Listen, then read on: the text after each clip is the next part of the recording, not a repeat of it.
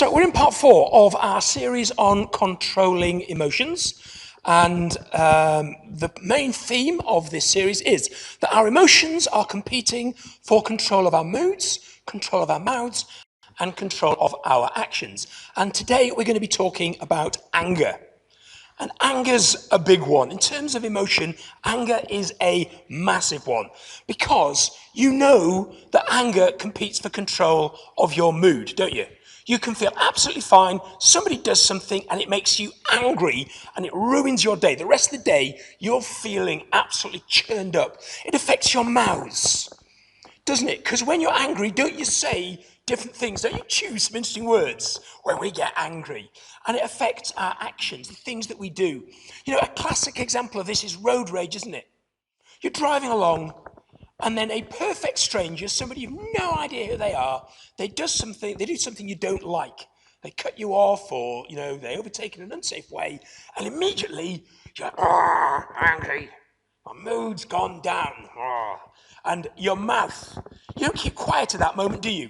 When they do something silly on the road, you don't go, never mind. You go, oh gosh, you see what they did? And sometimes it affects your actions. Whatever you do. There's a simple example. And that's somebody you don't even know, you've never met them before, you'll never meet them again. And in that instant, anger takes control, starts affecting your mood, your mouth, your action. Anger's a big one. It's such a big one that I'm going to talk about it over 2 weeks. So part 4 this week is called Getting Angry. Next week, we'll be talking about overcoming anger. 3 areas, 3 things that I want to talk about. First, anger is not a sin.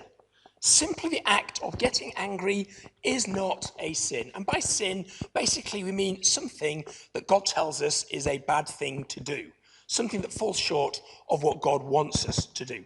Anger is not a sin. It says in Ephesians 4:26, when you are angry, notice that when, there's not a person on this planet that will say, I never get angry. So we'll all get angry sometimes. But when you are angry, do not sin. So in other words, it is entirely possible to be angry and yet not sin. We know that anger can lead to sin. Anger's not a great thing. Anger's got all kinds of problems associated with it. And it can lead you into things that are definitely destructive to ourselves, destructive to others, and therefore they're sin. But anger itself isn't sin. And we also know that Jesus got angry sometimes. And we're going to have a look at perhaps the most famous example of Jesus getting angry. And that's from Matthew 21, verses 12 to 14. It says this.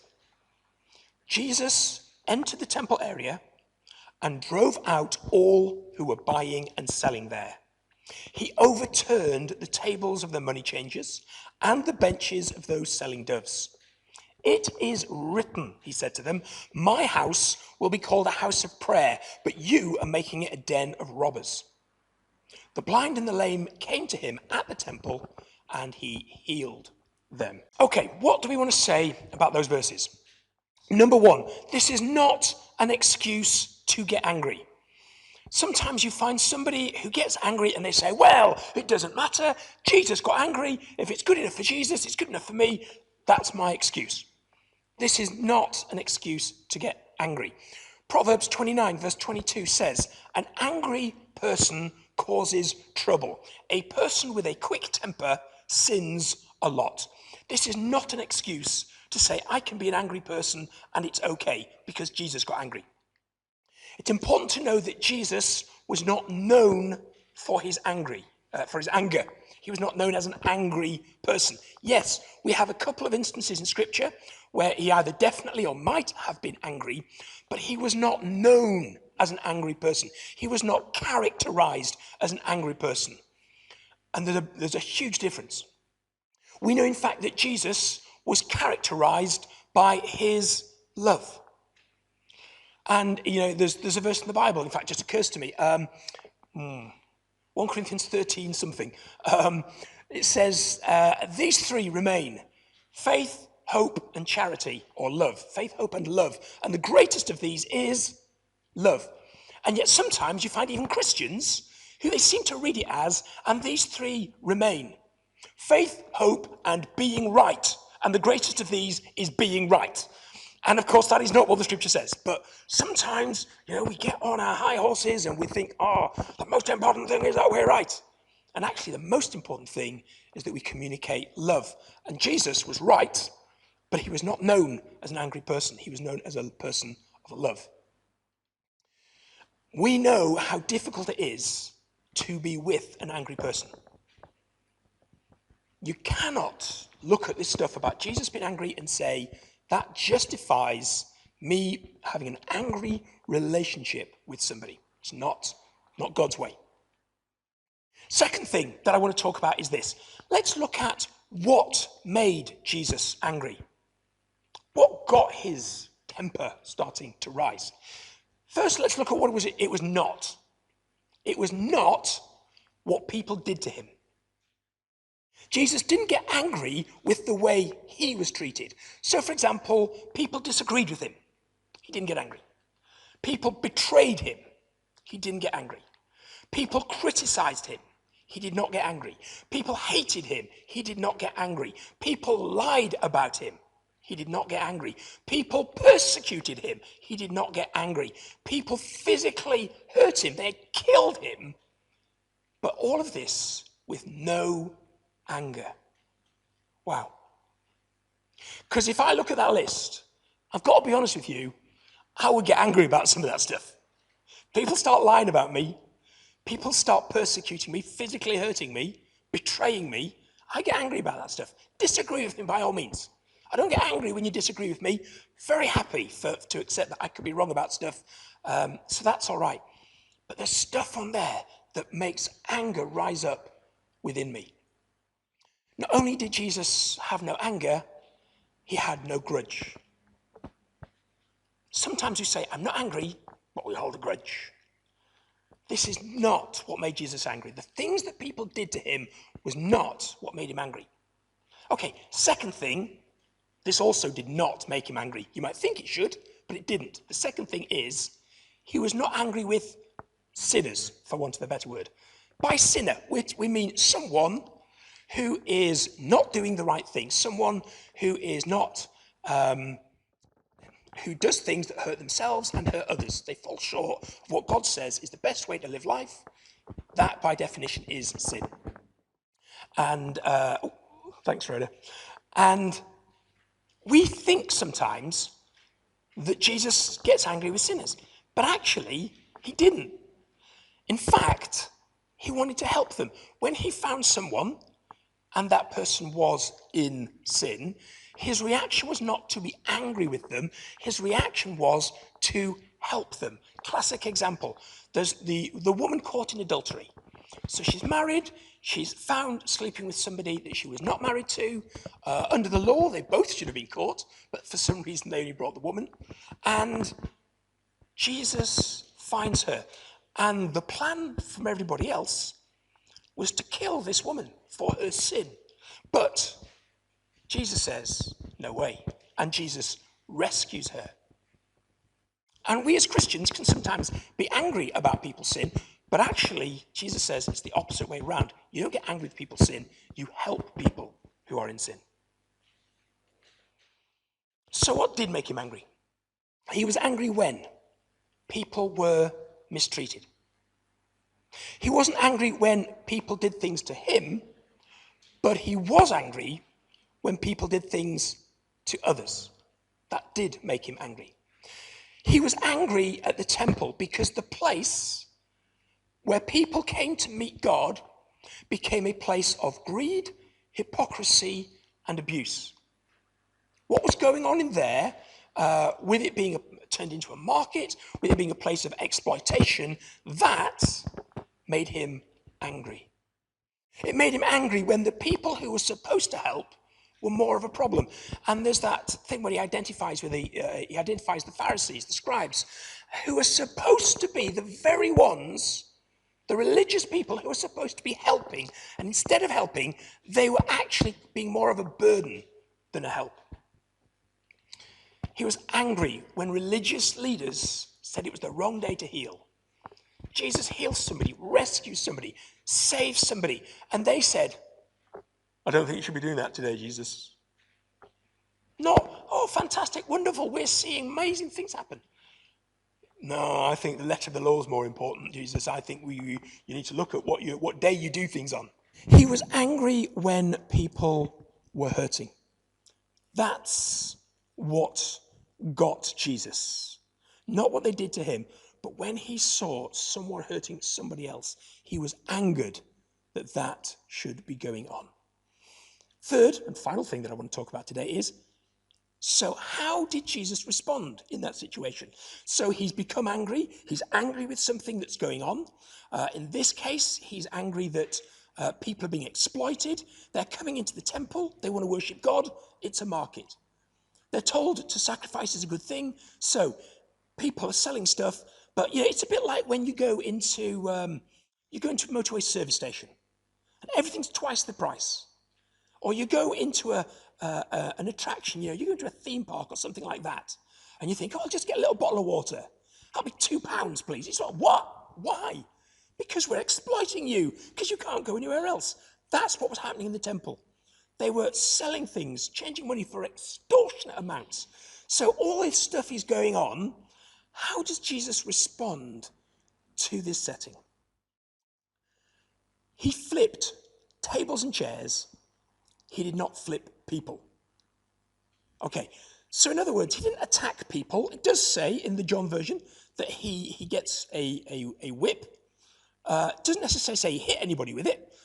He's probably thrashed it around a bit and then people ran away. So there's no record that he hit anybody. But what it does absolutely say is that he went to the tables where the money changers were and he turned over the tables. He went to the seats of those who were sitting there selling doves and he knocks over their chairs. And basically what he's saying is this: he is leaving no place in the temple for exploiting and hurting people.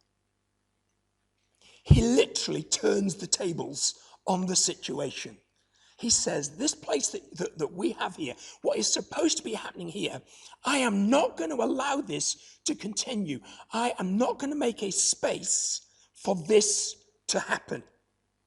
And if you're resting on your backside, seller of doves, I'm going to kick your chair over so that you cannot rest here. If you want to do business at this table, I'm going to knock your table over.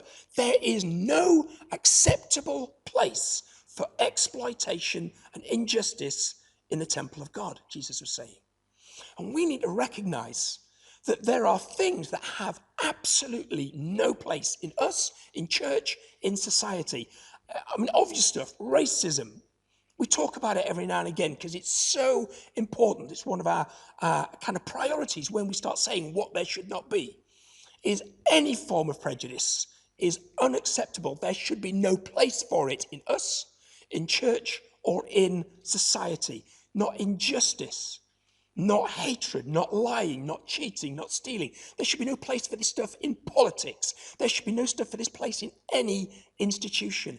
And therefore, when we see it, and it makes us angry, we should be flipping tables and chairs, but probably not people.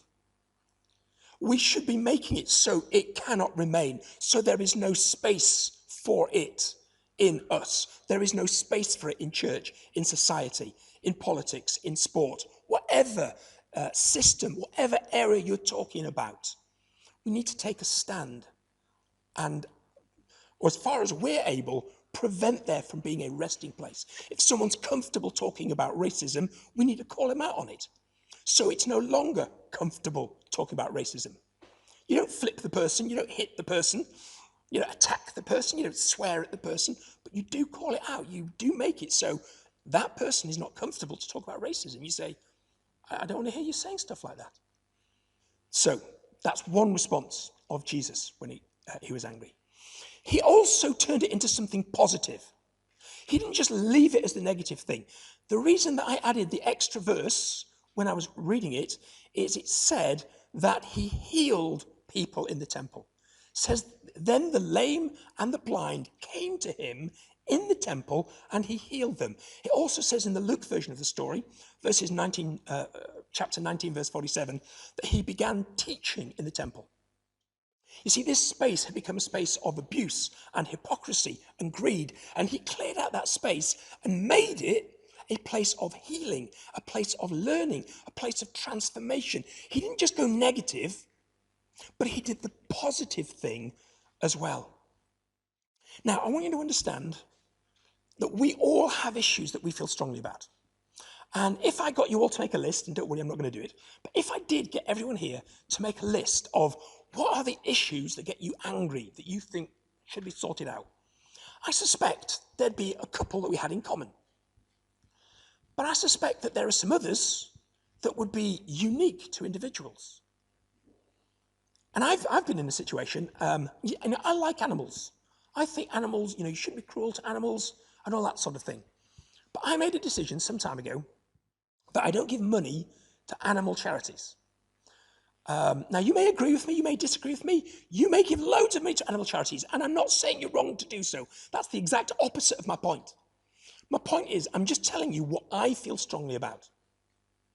And I've recognized in myself, I feel less strongly about animals, and therefore, it's not a big issue for me. Now, if I see someone be cruel to an animal, fair enough. I want it to stop. It angers me. But it's not something I invest time and money in putting right. And I've sometimes been on the street, and I remember I was at a place once and they were asking money for a hedgehog sanctuary. And I think a hedgehog sanctuary is a very fine and noble thing to have. But when they said, will you give money for our hedgehog sanctuary? I said, no. And they were a bit, won't give money to us. And it was like, the thing is this, we all have issues that we feel strongly about. And we need to accept that others may focus on different issues. And the thing I want you to get on this is, so be positive, not negative. Because the funny thing is sometimes our anger at what goes wrong gets transferred to other people who don't feel as strongly about it as we do. We get angry with somebody who's doing the thing wrong, and then if somebody won't help, we get angry with the person who won't help. We get angry with the person who doesn't hold the same views. Can I just say, at this church, one of the things that I have loved in the last year and a half of COVID is that nobody has come criticizing me for the way that we're doing church in COVID. All right? Because the number of church leaders that I've been talking to who've had people coming up to them, even people threatening or indeed leaving churches saying, why have you not opened? If God is God, nobody's going to catch COVID. You should ignore all the rules and you should just be all opening up and ignoring what the government says and just trust God. Right, nobody said that to me. Do you know what? There have been people who feel strongly about that, who've been going around leaving churches, attacking church leaders, because that's what they feel strongly about. And the same church leaders have had other people saying, why are you opening? It doesn't matter what the guidelines are. It doesn't matter if people have got masks and things on. There's still a risk. There's still a danger. You're inviting people into an environment that is unnecessary. You should just purely be online. Why are you risking people's lives by opening? And the same church leader is having both sides of this argument. And the great thing is that we're called to listen to God, not to people. But I'll be honest with you. Sometimes it's hard. Sometimes, you feel the criticism, don't you? What I'm saying for us is, we can feel strongly about something, but don't let that become a negative. Let it be a positive. Let it be something that where your anger causes you to not be critical and attacking, but to be loving and helping and transforming. That's how Jesus responded. Final thing is this, something he didn't do. He didn't cancel people. Do you know what I mean by cancel? Cancel culture, you've been hearing about that? So, someone makes a mistake. Someone holds a view that isn't popular. Someone uses a word that is inappropriate, and they apologize. But they are then cancelled. then nobody will talk to them. If they are in a celebrity thing, then situation, they cannot work, they cannot get an interview, they are taken off whatever they're doing, their contracts are cancelled in an instant, they are cancelled. People who hold a particular view on one subject, when asked to talk about another subject, it's like, well, if you held one view on that, I'm not going to listen to you about anything. People having speaking engagements cancelled because years ago they put one tweet about something, a view which they may or may not have changed. They say they've changed. And people are cancelled. One mistake, maybe more than one, but there is no way back in cancel culture. And Jesus was not a cancel culture person. He called out people about sin, but the woman who was caught in adultery, he rescues her and says, now go and sin no more. He didn't cancel her, he rescued her and set her on a right path, on a forward-thinking, transformative path. And that's what we need to be like to others. But I'm more glad, if I'm totally honest with you, I am more selfish than that. Because the thing I love about this is it applies to me. Because when I do stuff wrong, I'm not part of, Jesus doesn't cancel me. He doesn't refuse to have anything to do with me. He doesn't ignore me. In fact, he doesn't cancel me. He cancels my sin. He actually will take my admission of guilt and forgive me and release me and enable me to go forward as a better person. And even if I sin again, even if I make the same mistake again, he does not cancel me. He cancels my sin. And it's the most powerful thing, isn't it? That in our relationship with God, when we sin, when we fall short, when we are deserving of God's anger, perhaps, then actually what we get is forgiveness and transformation and wholeness.